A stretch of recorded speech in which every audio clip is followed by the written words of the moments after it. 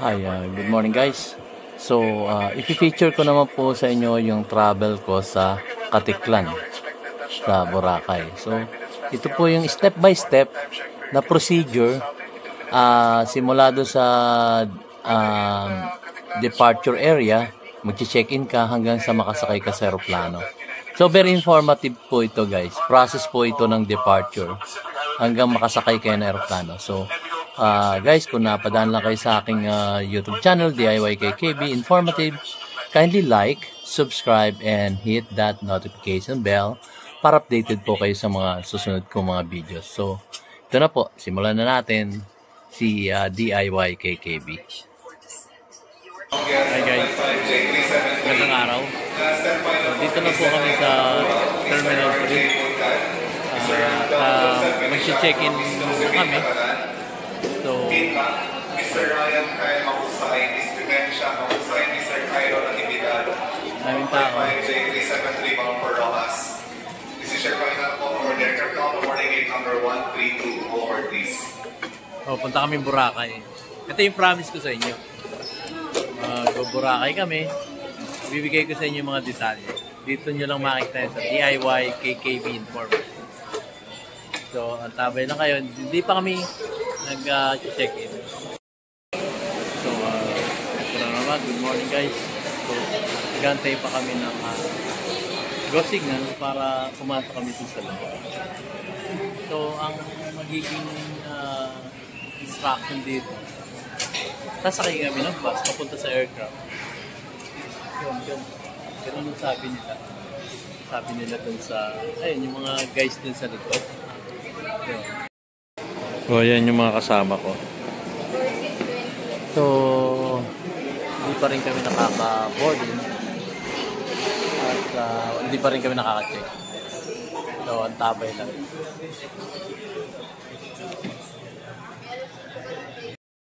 Ayun, sila yung nagsabi, hindi ako. So, nandun natin.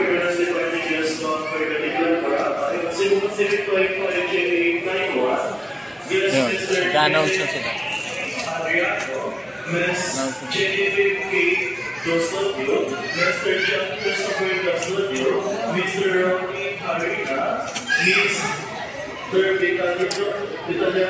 Waiting pa tayo. Ayan guys, nag-aantay pa tayo ng bus papunta sa aircraft. So ganito pala sa Cebu Pacific. So sa Cebu Pacific, hindi siya yung tube. Alam nyo yun, yung tube na papasok ka sa loob, tapos diretso ka na sa loob ng aeroplano. So dito sa Cebu Pacific going to Katiklan, dito kayo sa Terminal 3, tapos mag-aantay tayo ng bus. Tapos, ride tayo ng bus, kagaya na nakikita nyo. Pag-ride natin ng bus, diretso sa aircraft. So, from the aircraft, akit ka na sa hagdan. Ayan, kagaya nyo. So, ganun lang guys. Pag nag-avail kayo ng airplane, dito sa Cebu Pacific, ganun na magiging step by step. Yan lang guys, kamayan lang ulit. Ayan yung mga bus, ang dami. Ayan guys, ang bus namin, sasakyan, going to aircraft ng Cebu Pacific. At inuuna lang yung mga naka-wheelchair. Ako naman, hindi ako naka-wheelchair, pero PWD pa rin ako. So, papasok kami sa bus. Going to aircraft.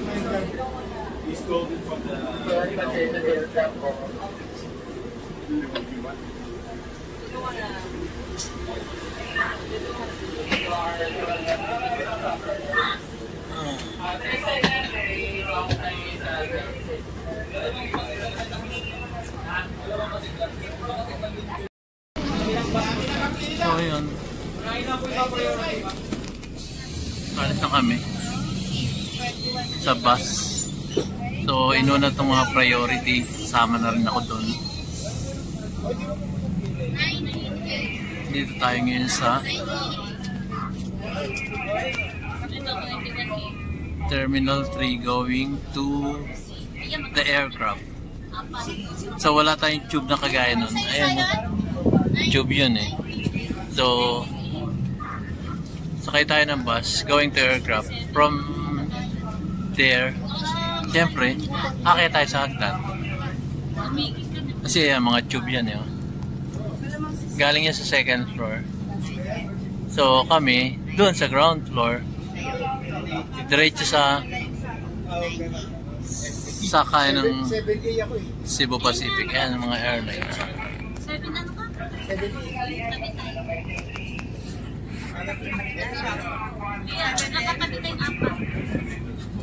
So most probably, siguro mga 1 minute lang dapat to.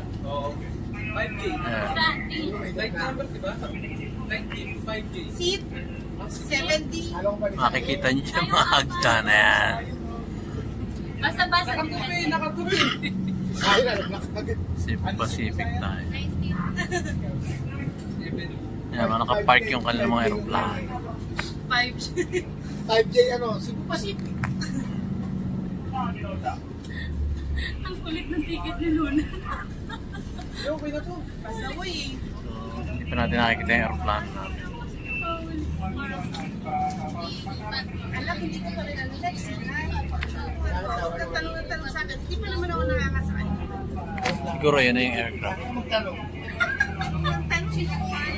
Nag-airless na nga ako. Kaya ako Qatar man sama. Saudi boy. Parang yun na. Ay, kasi ito ang lalo yung pagkaroon ng ano.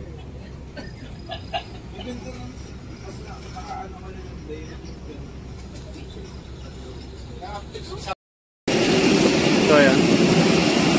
Dito kami guys. Akit na kami. Okay, una ka naman. Pakit na tayo ng aeroplano.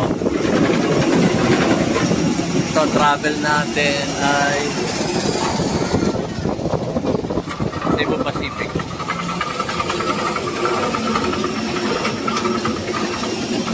Hinatid kami ng bus. So, ito na yung plano namin. Pakit na tayo. Yun naghatid sa atin. So, bakit? Ito yung aeroplano.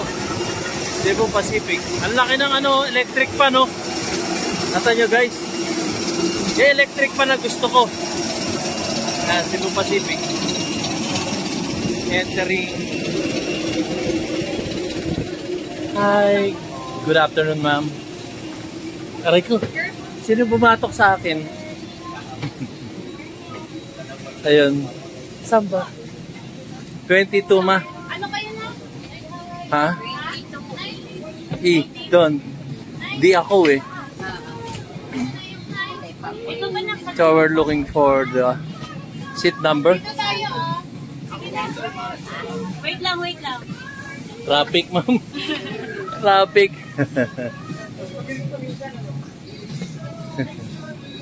We're still waiting for them to prepare their things. Dito din mo tayo, oh. Excuse me, sir. Okay. Thank you. So we're passing by, going to our seat number here in Cebu Pacific. 19 sayon. A, B, C, D kayo. O, dito. Dito. Ay. 22. Papa. 22 D, E, F. Sir, sino kaya yun doon? Kasi pwede naman kami magpalit if ever, no? Magkasama kayo or kung hindi Oo. Magkasama kami. Pero doon ako pupwesto. Tapos pag pinalis niya ako, di alis ako. Ito. Ibang pwede itaas mo ito. Pwede naman. PWD kasi sir. Paano na lang. Thank you, Iho. sige po. Thank you. Ang babait ng mga flight stewardess dito sa Cebu Pacific. Dito ka ate, sito ka. Ang tatangkad pa nila. Tanggalin mo yung bag mo ate, lagyan mo dito ate. So sir, just if ever na ayaw niya, di babalik ako doon. Sige po. Sige, thank you sir. Bait talaga ng ating mga flight stewardess dito sa Cebu Pacific. Dito, asan And hopefully, pumayag yung Dito sa may, Ito gamit mo ate. dito sa may. Kasi napunta ako dun sa 22D. Misis ko, ito yung F. At hopefully pumayag yung may-ari nitong bangko ko. So we are here in the airport terminal 3 dito sa Cebu Pacific. Cebu Pacific naman tayo ngayon. I-encounter natin kung paano yung services ng Cebu Pacific at makikita natin. Ayan, dito tayo sa Cebu Pacific. So wait lang tayo guys. Pag tayo pinalis dito sa seat number ko, kasi actually ito yung beside window. Lahat kasi ng window, beside windows, it's either letter A or F. Yun, nagkakaroon na lang ng pagkakaiba sa row.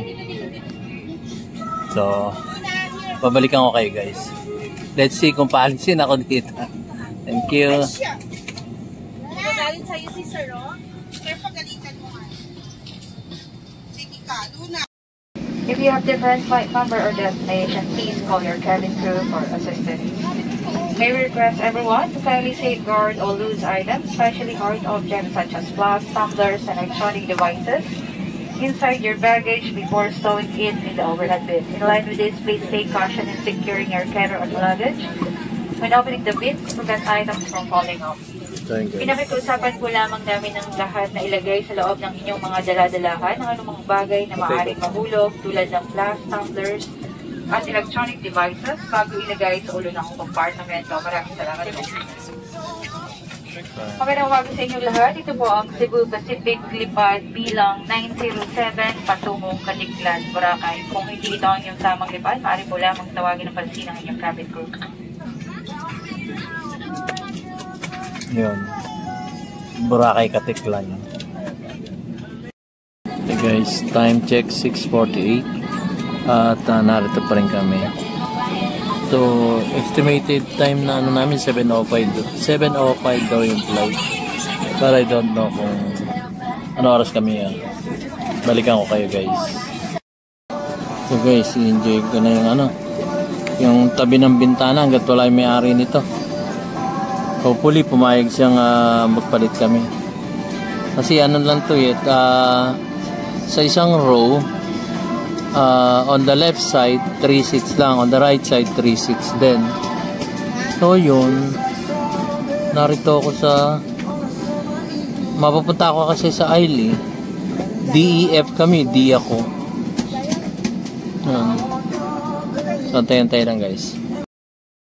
Ayan po guys, so natunghayan nyo na ang aking step by step mula Terminal 3 at aakyat ka ng aeroplano. Yun po, step by step na panood nyo na po, di ba? So from Terminal 3, mag-check-in ka, pag-check-in mo, mag-antay ka, tapos magbabas pa kayo going to the aircraft. So pagka sakay nyo ng bus going to aircraft, ayun, yun po ang step by step doon, okay, guys. So, hindi na siya pa-tube. Talagang from Terminal 3, dadaling ka pa sa domestic. Yun. So, guys, maraming salamat po sa panonood. At supportahan nyo naman po yung aking YouTube channel na DIY KKB Informative. At para naman sa ganon, marami pa akong ma-feature sa inyong mga travel ko. At very informative naman to mga guys. So, hanggang dito lang po. Sa susunod na video ko, i-feature ko naman itong take off naman, going to Boracay. At ang mga procedure, mga experience nyo sa ibabaw ng aeroplano, alapaap, at kung ano yung mga ginagawa sa loob ng aeroplano. So, maraming salamat guys. Ito po ang inyong lingkod, si DIY KKB Informative. At nagpapasalamat sa aking mga subscriber. Maraming salamat po. At ang aking mga viewers, kung hindi pa kayo naka-subscribe guys, at umabot kayo sa puntong ito, kindly like naman, subscribe, and hit the notification bell para updated kayo sa mga susunod ko mga travels. Sige po, thank you very much po guys. Palagawin po natin ang ating YouTube channel. Maraming Maraming nagbubul. Maraming salamat po. Shukran. Thank you. Subscribe na kayo guys.